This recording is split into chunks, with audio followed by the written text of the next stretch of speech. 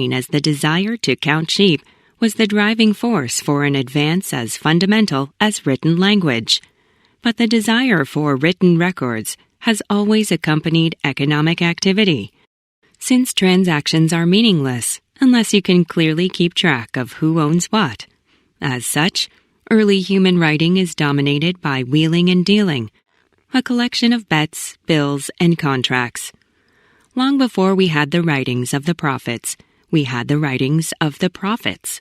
In fact, many civilizations never got to the stage of recording and leaving behind the kinds of great literary works that we often associate with the history of culture. What survives these ancient societies is, for the most part, a pile of receipts. If it weren't for the commercial enterprises that produce those records, we would know far, far less about the cultures that they came from. Exercise 1.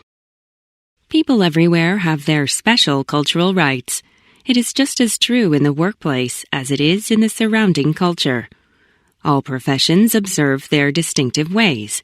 What appears to be a superficial set of actions to outsiders knits insiders together and puts them in an appropriate frame of mind to do their work successfully. Physicians scrub for 7 minutes before doing a surgical procedure. While the necessity of the prolonged scrub is open to question with the advent of modern germicides, its traditional role in preparing the surgical team for a delicate procedure is undeniable. In the airline business, the first officer deplanes the aircraft and conducts a walk-around inspection before takeoff. Very seldom do they discover something wrong, but symbolically it prepares the cockpit crew for their awesome responsibility of getting all the souls aboard safely to their destinations. Exercise 2. From what I have seen in counseling, the besetting sin of the father as performance-focused parent is his misguided belief that dogged disapproval will cause his teenagers to try harder and do better. I'll keep criticizing you until your attitude and motivation improve. In fact, excessive criticism only hurts the teenager's feelings and discourages him or her from wanting to hear what the father has to say and from doing what the father wants him or her to do. The paternal criticism is offensive, not appreciated. The teen wants less to do with him and for him, not more. And the father contaminates his connection with his teenager by provoking his or her increased resentment and dislike. Dad is never satisfied no matter how I do, which is all he really cares about. As a performance coach, a father would be far better served by praising the good than by only faulting mistakes in the misguided belief that his expressions of dissatisfaction will cause improvement. Exercise 3. When a young police officer puts on a uniform for the first time, it almost certainly feels strange and foreign. Yet other people react to that uniform in a range of more or less predictable ways, just as they do to a priest or to a white-coated doctor. These reactions help to make the police officer feel a part of the uniform and more comfortable with the role that goes with it. This is the point of uniforms. They help people think themselves into a particular way of behaving and communicate clearly to other people what function that person is expected to perform. Our dress and appearance are a sort of uniform as well, whether we like it or not. They are very powerful statements to other people about what to expect from us. Equally, they are powerful statements to ourselves about what to expect of ourselves. This, together with the way other people react to our appearance, powerfully shapes how we feel, think, and behave. Exercise 4. While individualism gives strength, it also can create a weakness if not moderated by involvement with others, family, friends, and society. Pure individualism may lead to a philosophy of convenience and a lack of participation in or appreciation of the civic and social process. This limits personal growth, mutes gaining leadership skills and traits, and deprives one of the true context of life, that is, the reality model of one's mind. The biggest problem the world now has is that we do not interact personally much anymore.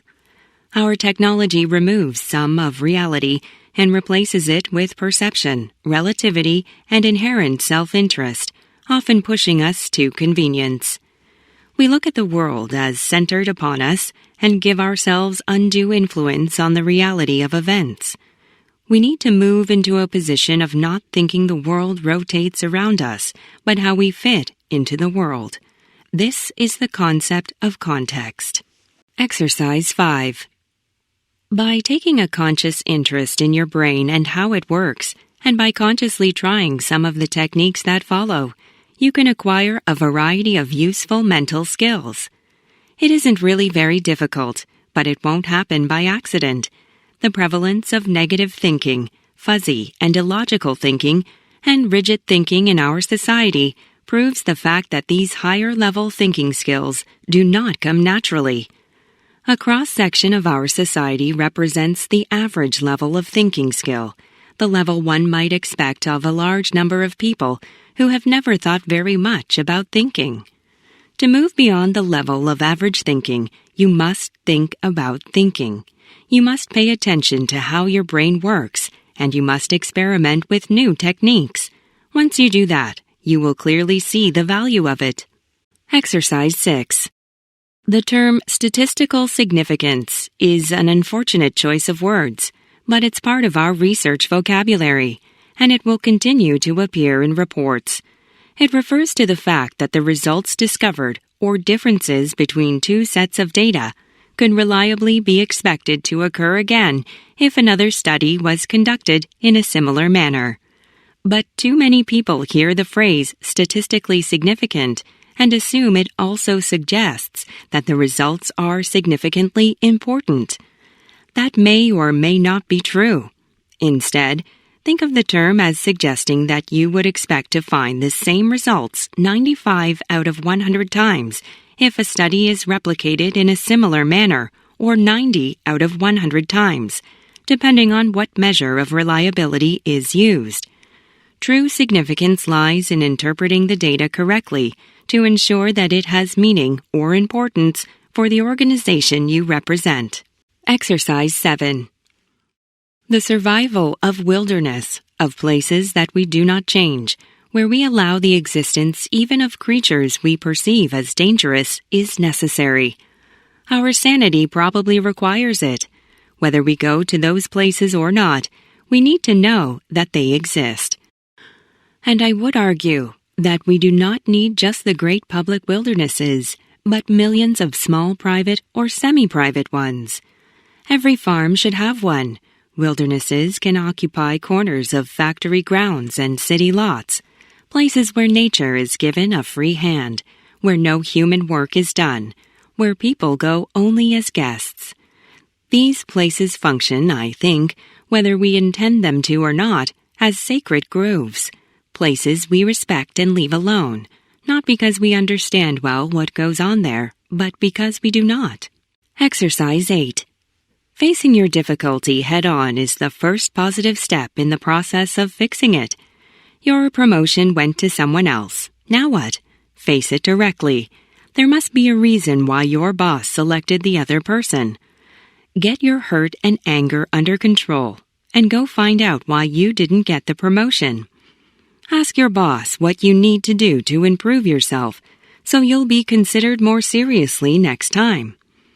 If you have just learned that you have a health problem, face it squarely and intelligently. What is the best treatment? Ask the top specialists for their advice. Follow the remedies they prescribe.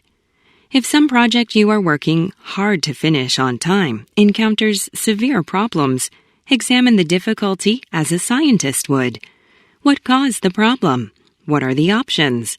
Try to discover the best ways of dealing with the realities you face. Focus on what will be most beneficial, then act accordingly.